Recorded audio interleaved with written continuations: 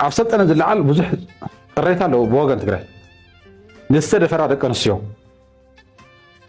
نايو قاعد تستوات جنزب إرتاوي ناو أتاو زغورلو بلعوي فنان هذا صراحة منقص تخجاجو خلو زتوسنا حدا قاعد يوردك حزب خجاجو خلو جد موائل كائي وحدا قاعد يوردك نيرترا خوق حلفوني والقيت صدواي ولا لا دحر ما قرجع لك له ناشي عوية وكيل خونكا مس بأخلاق منقصتي قومي يوم زبالو حيلتات سأميدكا حزب تجرينا وحوقتها دحر ما جرشة من يجروا الخينات عاد كيقول دجنا كم حول السود دو كنا بالزي خلنا خينات مترافيو إثينا إيرترا زنيه أستا كبتنا يتدولين أمريكا نمتى يمسلكم حيل انتليو هذا حيلك ما تخلو أوجه عنكم عمس هاي يصبوز مثلني بحد خوينا نقالش يصبوز مثلني هذا أنا هتقبل هذا مسيحات صبوا أي مثلني نتقال زد خميس مثلني 7 عامت عدمته بكاس اسك 3 عامت جلس حسوس كبكا بعد الفلت سو نوي عندي كده وأبتا أجابو ما تكاسي كمود باكارو أنا زحات أرزيق موت هاي كل اللي الكاس كتنسى حي تقول عفسطنا زلعال بزح قريتها له بوغن تقرأ نستد فرادة كنسيو نايو قاعد تستوات جنزب إرتاوي ناو أتاو زغورلو بلعوي ناي أمبلاس مجزء جنزب بلعوي ناس إن أنتم تبغوا زغور إرتاوي مسكين ناس لزقبوا من نمسكين زل نمبر عفسط أنا قرماي مسكين ناس بهريله كتافي ليواي سراغي صقرو مسأجري يجيروا صقرو متكر يجيروا بناي تجارو النتات استوات جنزب صقرو متكل تطعيم كذا معدق تطعيم معتري مشرمط غيرو قلت يا نقرك معتري غيرو ركاش ناي يوتيوب محبل غيرو ركاش سبيو ازي غيرو خلق خلو بدم ناي تجارو بعتم تجارو حا عندنا مش تحنجيرو اسمراتيو سلطان كحل نمتاي مسير تصرحوا نمتاي صمدو تصرحيلو قيقاق يبلو أفتقرأي موتي وجيخ نديلو بزح نجار يلو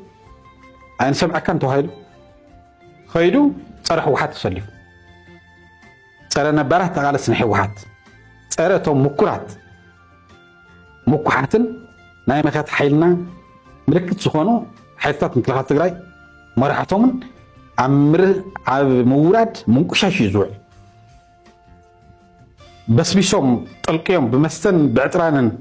بس بيشوم تقولي لهم توصوا قلال خبتا سلسة جنال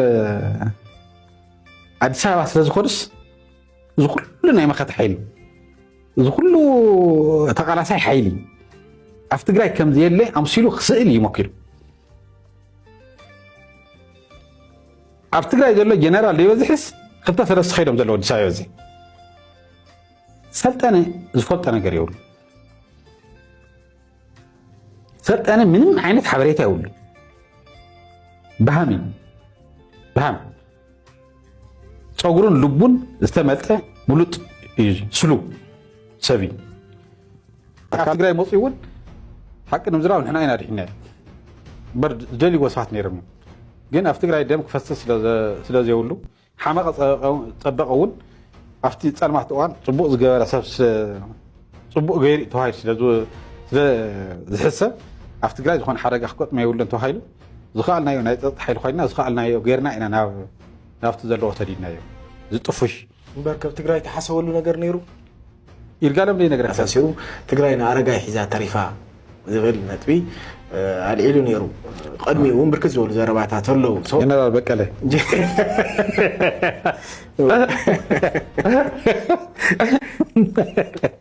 فنان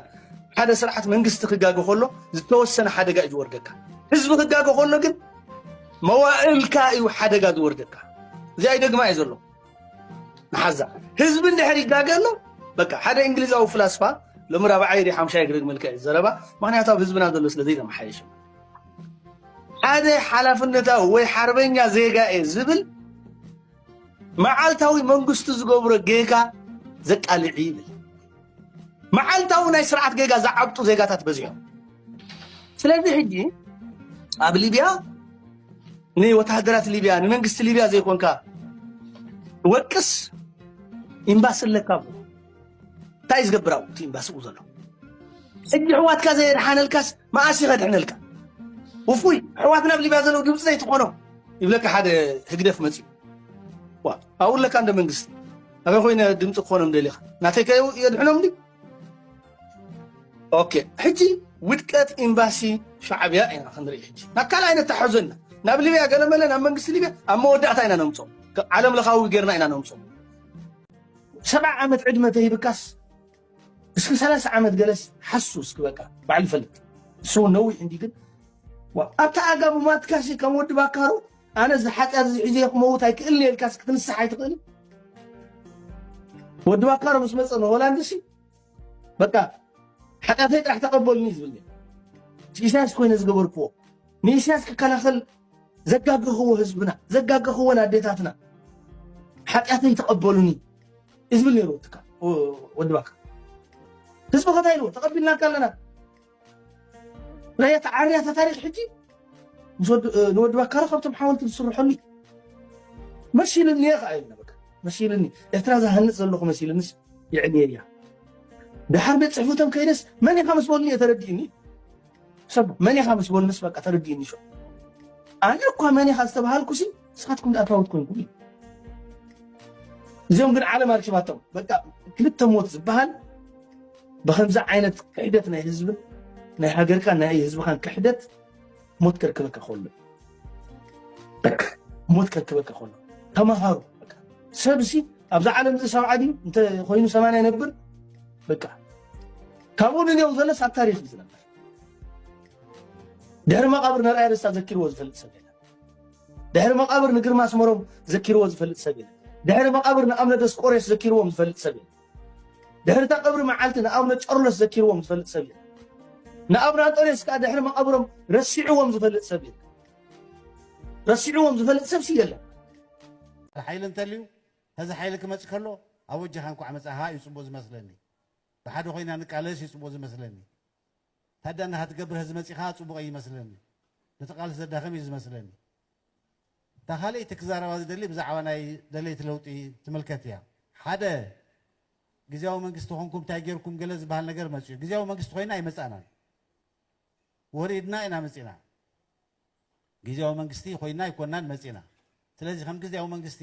ተሐላፍነት ኣለኩም ከም ዜጋታቲና ሐላፍነት ተሰሚዕና በሉን ተአኻኻቢልና ካብ ጀሚርና ምስተን ተቃውምቱ ውድባት ቅድም ኢለን ነው ሕዝ ቃለሳ ዝነበራ ምሳአተኑን በሓደ ሆይና እንታይ ንግበር ኢልና እታ ትበሃል ዘላ ነገር ጌርና ድሕሪኡ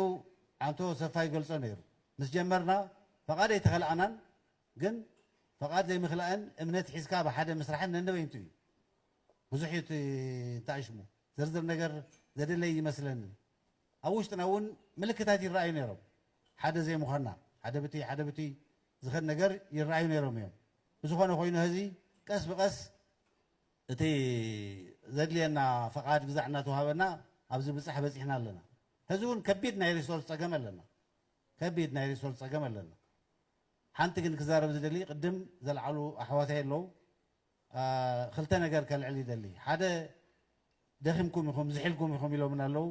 بقدم يوم تزارب ايه حقكم يوم كندت تقباي تنقاساسنان مخنيات كلونا يخليو تو مخنيات كن تفاكتا يغيرون تو مخنيات اكسبلين يقورن بر نتو كنتات يغيرون حنت مساء تخيل كن كله لو تدل سبمولو كسات تفزخل بلاتفورم ينفتيرنا امبريلا ينفتيرنا فيكسد زونه ستراكشر زلو ود يكون نفتيرنا اني لو تدل حيلي أودينا أتوب زمان سلما قدنا تنكاس عسى خيد يخيليو سلازي زي أن مستبهل صبوعي مثلني زي تحدى اتخلى إعلامه ناي حزب منجستي متكاليو كشاب هذي أبتقرأي ناي حزب منجستي نيرو أي فلتين إلا أنا تبكسنا ننبرلو زي قدش بزوجنا نجن أبز بس إحنا لو جزء كم زي نادم دي منالنا قدم لنا بس إحنا كن كون نخلينا تمدر نمتا قدم الكاس اللي بس حايس نام نقرأ وحيل خيري مالته يكون سلازي هذي تو نايدل يتلو هلا أي من كسرس هلا أي بعلامة إذا نقر مسترفنا تهزل من قستون ناب حدا ملك مسات حزنا بتقرأ زل من قستي حق وفاي من قستي نقول زولي بتحق وفاي من قستي ناتي بيرسونال ابنتي يكون أفتو مانيفستونا ونتقميت زلو حزب تግራይ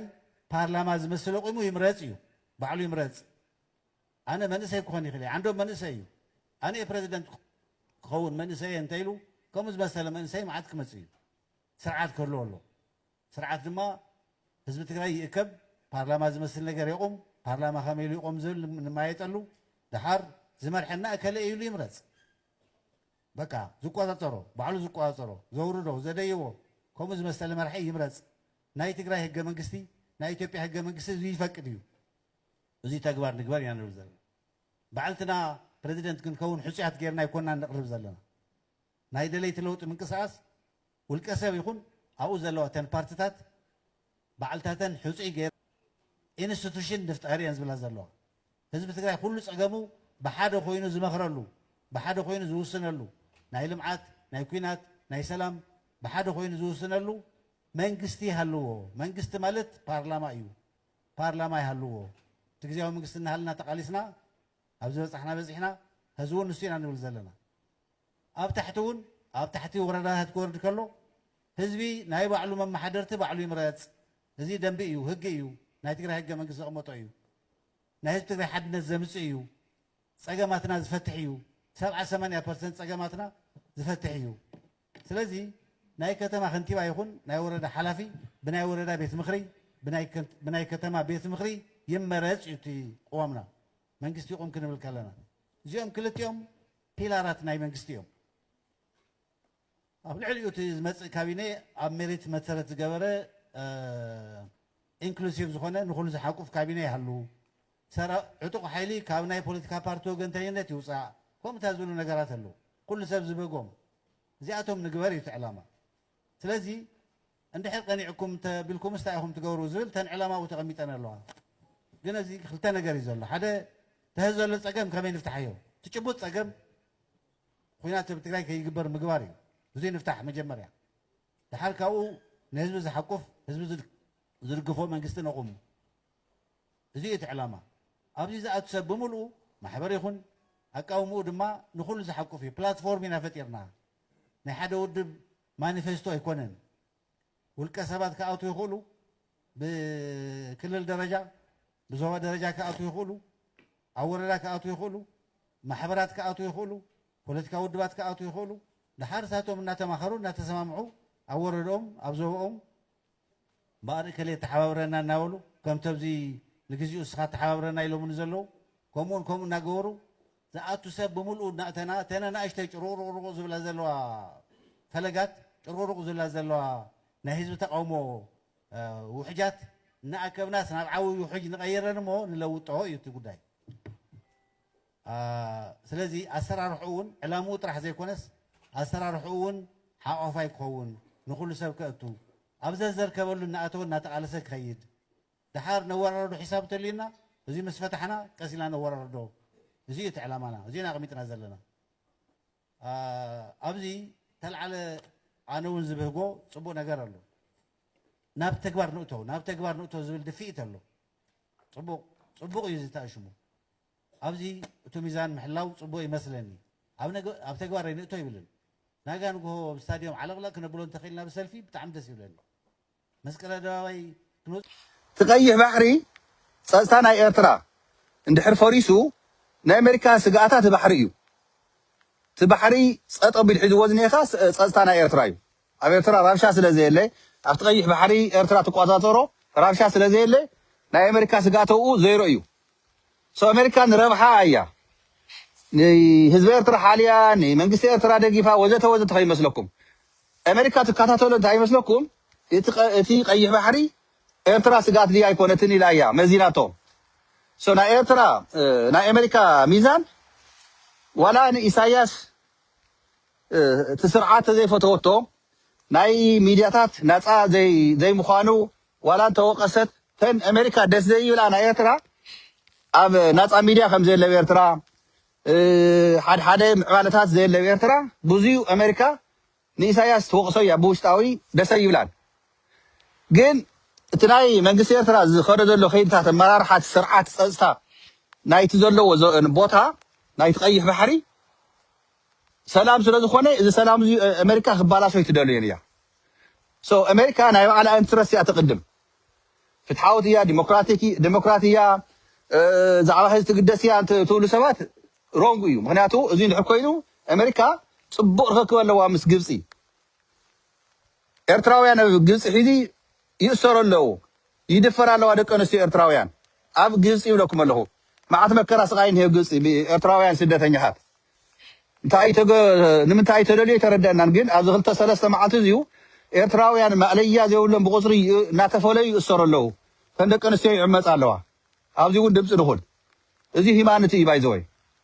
ማንም ዝኾነ ስደተኛ ትግራዋይ ይኹን ኤርትራዊ ይኹን ኣምሓራይ ይኹን ኦሮሞታይ ይኹን ወዘተ ካብ ዓዲ ተሰዲዱ ወፂ ክሳቀ እንተሎ ብዝኾነ ሃገር ፀጥታ እዚ ማለት ክንቃለሰሉ ክንክእል ኣለና ድምፂ ክንከውን ክንክእል ኣለና ከም ማሕበረሰብ ሂማን ራይት ቫይሌሽን ይበሃል እዚኡ ኣብዚ ዝቕበል ማንም ዝኾነ ኣካል እንተልዩ ተጋግየ እዩ ሶ እዚ ኮይኑ ብልፅግና ኣጋጢምዎ ዝኒሄ ራዕዲ ኣብ ኣዲስ ኣበባ ዝኔው ተጋሩ ገልገሊኦም ሲ ንስለያ እዮም መፅኦም እምበር ምሳና ክሕግዙና ኣይኮንን መፅኦም ኢሉ ደምዲሙ እዩ ብልፅግና ንንጌታቸውን ንፃድቃን ምስኦም ዘለዉ ኮራኩርሲ ኣይተኣመኑን ሒዝ ብልፅግና ኦሮሞ ውዒሎም ሓዲሮም ንዓዶም እዮም ክቃለሱ ምሳና ይስለፉን ማይ ሓይላት እንላ ይቕረይታ ስለዚ ትግራዋይ ክእመን የብሉ ኢሎም ደምዲሞም ኣለዉ ብልፅግና ኣብ ኣዲስ ኣበባ ዝኒሄ ትግራዋይ ክንኣምኖ የብልናን ካብ ትግራይ መፅኡ ምሳኹም እየ ዝብለና ዘሎ ፈሊጡ እዩ ውዒል ሓዲሩ ሕወሓት ገልገሊኦም ሕወሓት ዝለኣኸቶም ስለያ እዮም ኢሉ ደምዲሙ ዘሎ ብልፅግና ኣነ እዚ ሰውኢለ ራዕዲ ክፈጥር ገለ ከይመስለኩም እቲ ሓቂ ግን እዚ እዩ ሕዚ ካብ 65 ንላዕሊ ዝኾነ ዕድመ ካብ ኣዲስ ኣበባ ብቲ ኤርፖርት ዝወፅእ ናበይ ዝወፅእ ምቁፅፃር ገበሩ ተባሂሉ ፀጥታ ተወሳኺ ፀጥታ ኣብ ኣዲስ ኣበባ ኤርፖርት ተወሲኹ ኣሎ ይፃረ ኣሎ ናበይ እዮም ዝኸዱ ናብ ኣርሚ ሰብዓ ዝወፁ እኔው ድዮም መናእሰይ ናብ ትግራይ ተመሊሶም ናብ ምግዳል ዝምለሱ እኔው ድዮም ተባሂሉ በቃ ቀውጢ ኮይና ኣላ ሒዘ ኣዲስ ኣበባ ግፋ እውን ብዕላዊ ነጊርናኩም ኣለና ሶ እዚ ፍለጥዎ ሶ ካብ ትግራይ ንኣዲስ ኣበባ ትኸዱ ዘለኹም መናእሰይ ተሓኒቕኩም ፅባሕ ንጎ ከም እንስሳ ክሓርድኹም እዮም ክቐትልኹም እዮም እዚ ፍለጥዎ ፅባሕ ንጎ ይተነገረና እንተኢልኩም ካነየ ንነግረኩም ኣለና ሒዚ እንተይፀልመተ እንዳሃለወ ልቢ ግበሩ ሒዚ ብልፅግና ጨኒቓቶ ዝኒሃ ቅድሚ 2-3 ሰሙን ናይ ሚለ መስመር ናይ ጅቡቲ ከመይ ገይሩ ከም ዝቁረፅ መን ከም ዝቆርፆ ስለዚ ነገርኩም ኣይደግሞን እዚኡ ክትግበር እዩ ብጎረሩ ክሕነቕ እዩ ብልፅግና ኦሮሞ ብታ መንተንፈስ ዘይረኸበላ ክሳዱ ቁረፅ እዩ ካብ ዘለዎ ስልጣን ክእለ ምዃኑ እውን ሒዚ ዓብዪ ራዕድን ፍርሕን ተፈጢርዎ ዝኒሄ ፅምዶ ዝበሃል ሓይሊ ንኣና ከጥፍእ ዝፍክር ዘሎ ንኣና ከምተለኹ ንህዝቢ ትግራይን ንህዝቢ ኤርትራን ከጥፈኩም እየ ኢሉ ዝፍክር ዘሎ ናይ ብልፅግና ስርዓት ክእለ ከም ዘለዎ ንሕና ክርደአና ክፈል ኣለዎ ንሕና ምክልኻል ኣይኮነን ክንሰርሕ ድሕሪ ሒዚ ተጋኑ ኤርትራውያን እንታይ ዝኾነ ምክልኻል ከጥፈኩም እየ እናበለና ላዕለውነት ኤርትራ ይኽብርን ባሕሪ ናተ እዩ ህዝቢ ኤርትራ ከም ጋዛ ገይረ ከጥፍዎ እየ ህዝቢ ትግራይ እውን ክጭፍልቆ እየ መሬት ትግራይ እውን ናይ ኣምሓራ እዩ እናበልኩም ሰብ ኣምሓራ ከቃትሎ እየ እዚኣ ኮያ ኒሃ ናይ ብልፅግና ኣካይድ ኣይኮነን ውዒሉ ሓዲሩ ግን ተጋኑ ኤርትራውያን ሲ ክነብር ሰይፈቅድን ፈቃድን ከልካልን ክኸውን ግን ንሕና ይንፈቅድን ክንነብር ስለ ዘለና ብግልፂ ከጥፈኩም እየ ስለ ዝበለና ነዚ ስርዓት እዚኡ ፅምዶ ናብ ሓበራዊ ቃልሲ መፈትሒ ክንብገስ ክንክእል ኣለና ከም ተጋኑ ከም ኤርትራውያንን ዝመኸተ እዚኡ ሓቢርና ክንምክት ናይ ኩሉ ትግራዋይ ናይ ኩሉ ኤርትራውን እምነት ክኸውን ክኽእል ኣለዎ ኣብዚ ዘይትኣምኑ ኣብዚ ዘይትስለፉ ተጋሩን ኤርትራውያንን ሸጥ ሃገር كحدامات هزبي إرتران هزب تجراين يخونبر إزي قليليو أمانجو هزب تجراين هزب إرتران صنحي سقاي مكرا خوينات نفولطينا دحر حيزقن من إسي تجراي من إسي إرترا إن كاندو تيتسي إن كاندو ختكوس ناب إرتراو ناب تجراي ناب إرتراوي باتر زينا وات أوتولو درجة بسحنا يولنا إزي كان إحنا دحر حيزي زحالفو جيجاتات زحالفو سقاي مكرا كحساز وهاب هزي كحساي وهاب يقريتا الكاب يقريتا زعرة نجر نعريو بلبنا جن كل صار حلو خنكل لنا لو مزمز ناولكا نحتت أرات أركا ناف زي يد اللي مقدم خاد أطونا بلو بلبهم بحق بلبهم تقالوا سلزيو سلام زي يدلي ارتراوي يلن كم حاجه تقراوا كنغركم سلام زي يدلي ارتراوي يلن ارتراون زي امينني ارتراون حزه طاراتيرني ግን انا ناتي استواصخ قبريه كامنني ارتراوي امنني انا كسرح يوم صوب حزون صباح نقول غونصتاتنا ግን ሚክኸም زي ነሮ ኢልካ ስጋት ፈጠር ትግራዋይ እንተሊካ ገይጋዩ ማዕረ ኢላኻቱም ኤርትራውያን ናዕረይ صباح نقول በቃ ተጋር ሓይሎ መጽም ፈጥፎና እዮም ሕነ ፈዲዮ ኢልኩም ተሓሱ ገይጋዩ ናይ እንታይ ሕደ ተጣፊና ተናቆና ተቃቲና ተጨፋጭፍና ተጻሪፍና ተወራሪድና ያኸለና ድሕሪት ንድሕሪትና ተመለስና አይን ስጉም ንቅድሚት ክንስጉም ግን ድሕሪ ሒዚ ዝመንእሰይ እዚዩ ንሕና መናእሰይ ትግራይ ምስ መናእሰይ ኤርትራውያን ብህልኽ ብብድዕ ብባእሲ ብፅልኢ ዘይኮነ ብፍቅሪ ብሰላም ሓበራዊ ረብሓ ናይ ህዝብና ብሓደ ክንስለፍ ንክእለለና እዚ ግልፂ እዩ ኣነ ትሪኢ ኣለኹም ሒዚ ማይ እናወቃሲ ኣብ ደገ ወፅየ موبايلي ما يوقعله صلال زي حاسكو وصي قرن هي تريو لهم حدا ايديس غلابيه غيرن يخو حيار قرين هيزي جاكيت دريو حانتي ايديزي او ناو جباي كتواي خالي غلاو هي نغن تاسلكاي مقصار ناص ازي تاي خلوكم يدل قارسنا حزب تግራይና حزب ኤርትራን ክንደይ ዓይነት ድልየት ከም ዘለና ኣነ ሰላም ህዝብ ትግራይን ህዝብ ኤርትራን ደጋጊመ ሰላም ዝብል ዘለኹ በሰላም ክንነብር ኢኮኖሚና ከመሕብል ንሕና ናይ ስደት ነገሩን ከነብቅ በቃ ዓድና ይሐሸና ዋይ አትም ሰባት ኣነሲ ኣብ መቐለ ቆሪሰ ወይ ዓድዋ ቆሪሰ ኣብ አዲስ አበባ ተመሳሕኹስ ኣዩ ሓጢያት ክኾን ታይ ፀገም ኣለዎ ወይ ድማ ኣብ ኣስመራ መሲሑ ሓደ ኤርትራዊ ወይ ሓንቲ ኤርትራዊት ኣብ ዓድዋ ወይ መቐለ መፅኦም ድራር ወይ ምሳሕ ተወልዑስ እንታይ እዩ ፀገሙ ኢኮኖሚ ከመይ ዲ ዝምዕብል ቱሪዝም ከመይ ዲ ዝመፅእ أو عرسنا نبغى نذكر تقان إرتراويان نرادنا عنده زوم مشيت هاجر زوم حسوتي زوم قحافات إنه نقدفهم نحن عندنا نسرع شيات هاجر خدام دخلوا جزء سو نحن هيزي حابراوي أرسي مختار مكت أو شو أزني سرعات حابرنا خنوجز حلفنا تلنا كل نجار فحبتني لو عنده هالوي شاني قاتون عنده هالوي حيزي بلو زي كونس شاني قاتو سلازل حيزي سمارت خوينا سرعات زي كن علي خنكل لنا مكل خالد بهالتطو بقى مكل خالد كلا معنا تقرا حيزو نمطوينا دو تقرا موصيم شنو بزيت اي تيتكوسنا كو فريحنا هادي موصيو رايا بمولو ناصا وصيو بمولو تمسجن نابصلمت بمتاوناس اي ابرايا زنبر ناي بصقنا سراوي تقلال لحادي موصي خيدو رايا بمولا ካብ ጫፍ ናብ ጫፍ ኣብ ቁጥጥር ሰራዊት ትግራይ ትርከብ ተመሊሱ ከኣቱ ካብ ዓፋር ዘሎ ተጋሩ ሒዙ ናይ በዓል ሓይሊ ኣመዓራሪ መፂኮ ገጢሙልና ኮ ልዕሊሶምን ኮ ንሕና ወዮ በሚድያ ሙሉእ ነውፀን ፀኒሕና እምበርኮ ኣብኡ እኮ ከም ሓሞክሽቲ ረጊፉ እኮ ይብልፅግና ብቆቦ ገይሩ ክደፍእ ብዓፋር ገይሩ ክደፍእ ዝመኮረ እኮ ከም ቆፅል ኮ ረጊፉ ይብልፅግና ንፈልጦ ኮይና ተዓቕሚ እዚ ግን ፕሮፓጋንዳ ከይኸውን ኢልና ብዙሕ ይሰራሕናለን ኣብ ዝሓለፉ ክልተ ሰሙን እየ ዝብለኩም ዘሎ ክልተ ሰለስተ ሰሙን ድማ ደጋጊሙ ክመፅእ ናብ ራያ ከኣቱ ብልፅግና ሞኪሩ እዩ ዓቕሚ ከም ዘይብሉ ግን ነግረኩም ኣለና እዚ ብዙሕ ነገር ታሽሙ ፈኸራ የድልየና ምስሉ እውን ዓቕሚ ናይ ሰራዊት ትግራይ ሲ ብቕዓቱ ንፈልጦ ኢና ንሕና ሰዓት እዚ እንታይ ክብለኩም ዘል ይመስለኩም ተጋሩ ኤርትራውያንን እታ ግዜ ሒዚ እያ ተዓድል ናሃትና እያ ሰናይ ፍቅሪ ሰላም ጌርና ኩልና ብሓደ ነኪድና ናይ ሸዋ ዝኒ ሓይሊ ናና ከጥፍእ እቶም ሙርኻት ናይ ትማሊ ደቂ ደርጊ ደርጋውያንን ደቆምን ከጥፉና ዝፍክሩ ዘለዉ ካብቲ ህዝቢ ነፂና እቶም ከጥፉና ዝደልዩ ዘለዉ ንሕና ክንኣልዮም ክንክእል ኣለና ሓቢርና ሓበራዊ ቃልሲ መኸተ ንመክት እዚ እንድሕር ጌርና ህዝቢ ትግራይ ህዝቢ ኤርትራ ሰላም ኮይኑ ኣብ ዓዱ ክነብር ተኸባቢሩ ጎረቤት ኮይኑ ብሰላም ክነብር ከም ድልየቱ ከኣቱ ክወፅእ ናብ ሃገር ትግራዋይ ናብ ኤርትራ ኤርትራዊ ናብ ትግራይ ሕግታትና ተኸቢሮም ሕግታቶም ኣኽቢርና ብሰላም ክነብር ህዝቢ እዚዩ ንሕና ጎስጓስ ሰላም ዝቐፅለሉ እዛ ሰላም እዚኣ ግን እንታይ እያ ምፅኣ ተይልኩም ናይ ብልፅግና ሓይሊ ተፍርሰላ ጋና ጥይት ሙሉእ ተይተሓወስካ ይፈርሰሎ ባዕሉ ኣብ ኣዲስ ኣበባ ዘለኹም ተጋሩ ኤርትራውያንን ግን እንተኮይንኩም ከም ገለ እናገበርኩም ውፁ ተዘይኮይኑ ባዕልኹም ሓሉ ምክንያቱ ፅባሕ ንጎ ስካብ ተውዝን ስርዓት ዝእለ መጀመርታ ታርጌት ዝገበረኩም ንስኹም ኢኹም ተጀሚሩ ታርጌት ምግባርካ ዘየጠራጠሩ ንሕና ቃልስና ይጠንክር ተጋኑ ኤርትራውያን ሓቢርና ክንነብር ኢና ከም ጎራብቲ ከም ማሕበረሰብ ተወለድቲ ናይቲ ቀርኒ ኣፍሪካ ክንነብር መብትና እዩ ብልፅግና ኦሮሞ ኣብ ሸዋ ኮይኑ ሓደ ግዜ ባንኪ ይዓፁ ሓደ ግዜ መብራህቲ ይዓፁ ሓደ ግዜ ማይ ይዓፁ ሓደ ግዜ መድሓኒት ይዓፁ ከምዚ ዓይነት ኣካይዳ ንሕና ድሕሪ ሕዚ ኣይንኸዶን እንኸዶ ዘለና መገዲ ግን ሃገረ ትግራይ እዩ ጎረቤት ናይ ሱዳን ናይ ኤርትራ ካልኦት እውን ሃገር ክኾኑ ዝደልዩ ኣብ ጎንና ንሃቶም እውን ጎራብቲ ኮይና ሃገርና ሃኒፅና ኣብ ዓድና ብሰላም ክንነብር ጎራብትና ኣኽቢርና ንግድታትን ክብርታትናን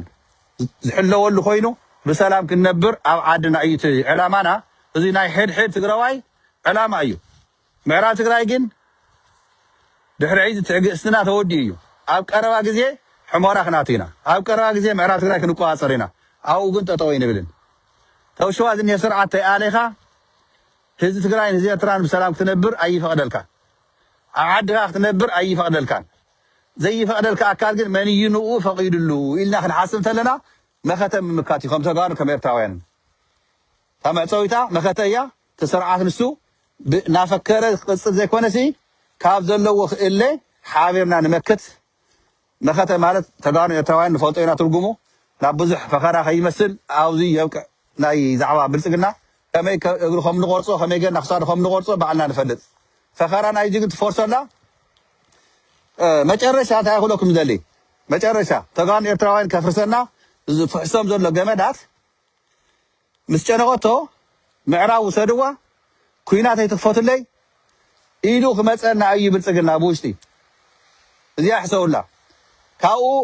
ንሱ ካባና እንታይ ክደሊ ይመስለኩም በቲ ናይ ኢንተርናሽናል ሕጊ በቲ ናይቲ ሃገር ሕጊ ኣብቲ ናይ ውዕል ፕሪቶሪያ እውን ዝፈቅድ ናይ ቦርደር ትግራይን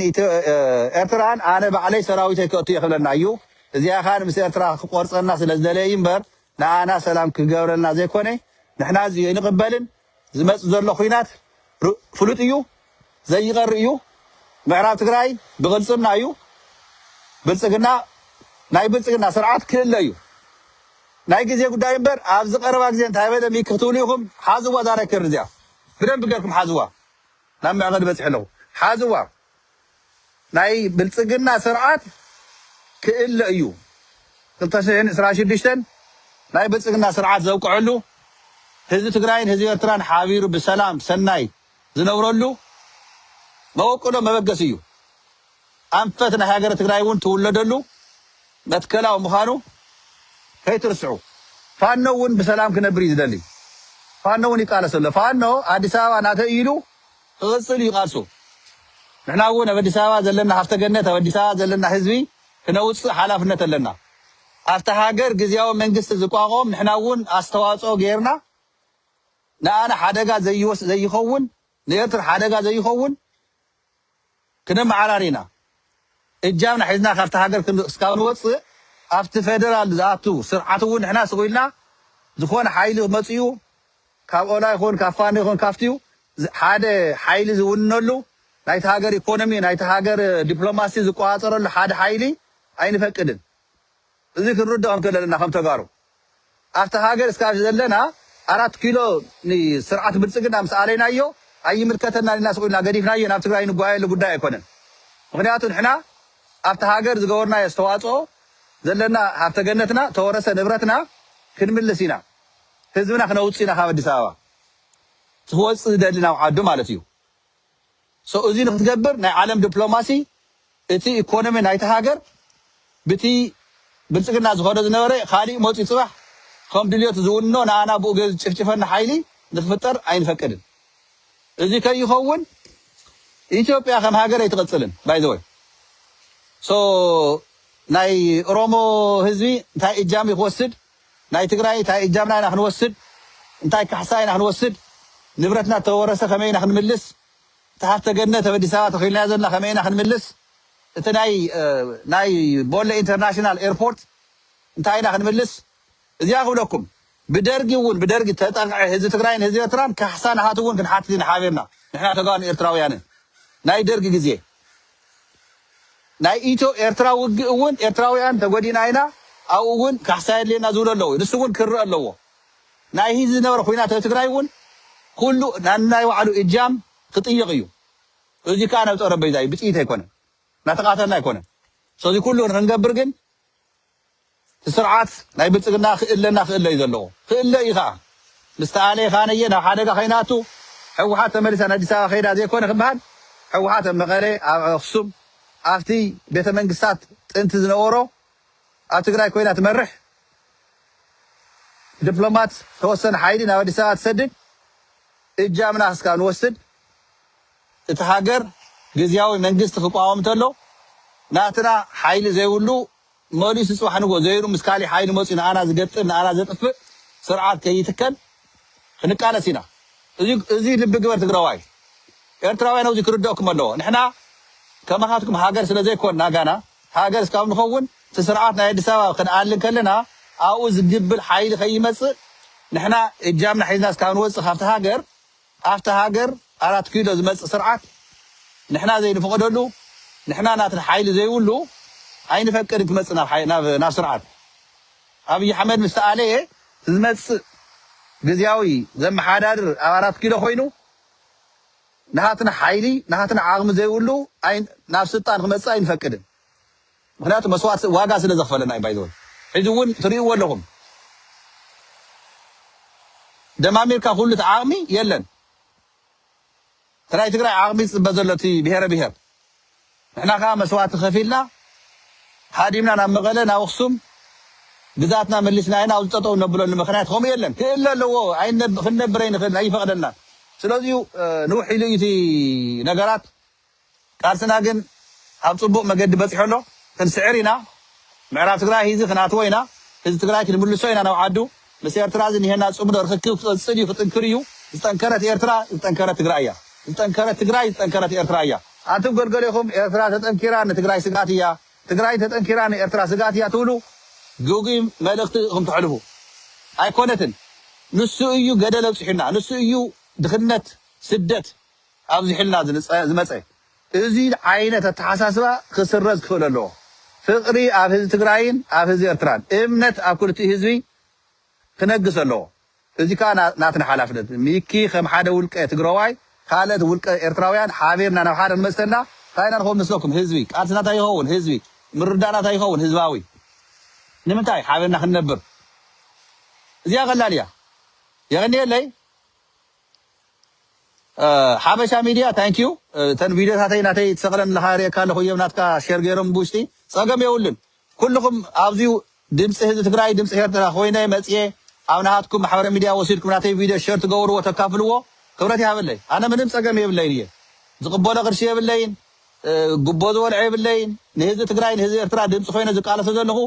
ሓጢኣት ክኾንን ኣይኽእልን ሰላም ስለሰበኽኩ ወንጀል ክኸውን ኣይኽእልን ሰላም ኣይትነብሩን ከጥፎኩም እየ ዝበለና ኣካል ግን ንሕና ክንምክት ኣለና ኢለ ንህዝቢ ትግራይ ንህዝቢ ኤርትራን ፍቅሪ ሰላም ክፈጥር ክልብም ትለባም ህዝቢ ክነቅሕ ክጎርሕ ቆዋሕ ክኸውን እየ ዝዛርብ የቕኒለይ ክብረት ይሃበለይ ኣዮና ተጋሩ ኤርትራውያን ደቂ ትግራይ ክንስዕር ኢና ሓቢርና ክንነብር ኢና ኣየኹም ሓቀየ ኣነ ናተይ ሕልሚ ክነግረኩም ከም ሓደ ትግራዋይ ተኮይኑ 2016 ዓመተ ምህረት ዝነናዮ ወይ ድማ ብ2018 ብዓድና ዝኒሃ ዓመተ ምህረት ኣስመራ ከይደ ምስ ህዝቢ ኤርትራ ክራኸብ ይደሊ ይብለኩም ኣለኹ ኣብዚ ቅድሚ ሕዚ ትኬት ክንቆርፀልካ ኢና ነስመራ ዝበልኩምን ነርኩም ትግራይ ሓራ ምስ ወፀት ለብ ዘበን ሓራ ስለትወፅእ ትግራይ ዓድና ሓራ ትወፅያ ኣስመራ ምኻደ ይቀርየንን መን ኢኹም ዝነበርኩም ረሲዕኩም ሓቀየ ትኬት ክንቆርፀልካ ኣነ ፀገም የብለይን ባይዘወይ እግዚኣብሔር መስገን ስራሕ እኒሄኒ እዩ ሰሪሐ እየ ዝነብር ናይ ባዕለይ ትኬተይ ቆሪፀ እየ ዝኸይድ ግን ከምኡ ኢልኩም እውን ምሕሳብኩም ናብ ኣስመራ ክትከይድስ በዓልና ኢና ትኬት ንቆርፀልካ ዝበልኩም ንሰባት ናይ ኣየር መገዲ ትኬት ማለት እዩ የቀኒየለየ ዝብለኩም ግዲ የብልኩምን ኣየኹም ተመስገን ፈጣሪ እስካብ ሎሚ ንከል ሓግዘኒ ከምዚ ገለይለ ኣዋፅእ ለይለ ኣይፈልጥን ጎፋኒ መኸፊተ ኣይፈልጥን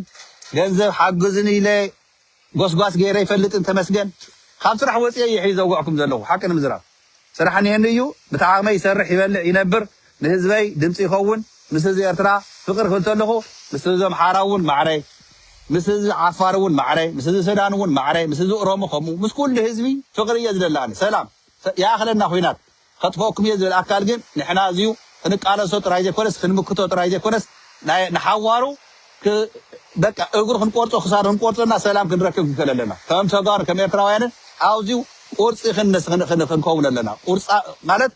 አቶም ሰባት አታ ክንደ ግዜና ተጎዲና ብስልኸ ሕሰውሉ እንዶ ዝሓለ መስቃይ መከራ ያኽለና አቶም ሰባት አነ ሓቀየ ሶሪ ሓደ ግዜስ ብጣዕሚ እዩ ታሽም ዝለካ ስለዚ በይዛኻትኩም ዝህዝብ እዚ ያኽሎ ህዝብ ኣምሓራውን ክልተ ዓመትን ፈረቓን ይጨፍጨፈሎ ብድሮናት ናይ ብልጽግና ልዕሊ 5,000 ተምሃሮ ናይ ኣምሓራ ተወለድቲ ትምህርቲ ቤት ኣይኣተውን ስራሕ ካትስለ ዘለኒ ክጠቓላ ህዝቢ ትግራይን ህዝቢ ኤርትራን ተጨፋጪፉ መጨረሹ ስደት ድኽነት ስቃይ መከራ እምበር ረብሓታት ኣይረኺቡ ጀጋኑ ኢና ንብል ጀጋኑ እውን ንፈልጦ ጀጋኑ ወለድና ጀጋኑ ኣሕዋትና ጀጋኑ ጅግነት ሰሪሖም መጨረሹ ግን ሲ ንሕና እቲ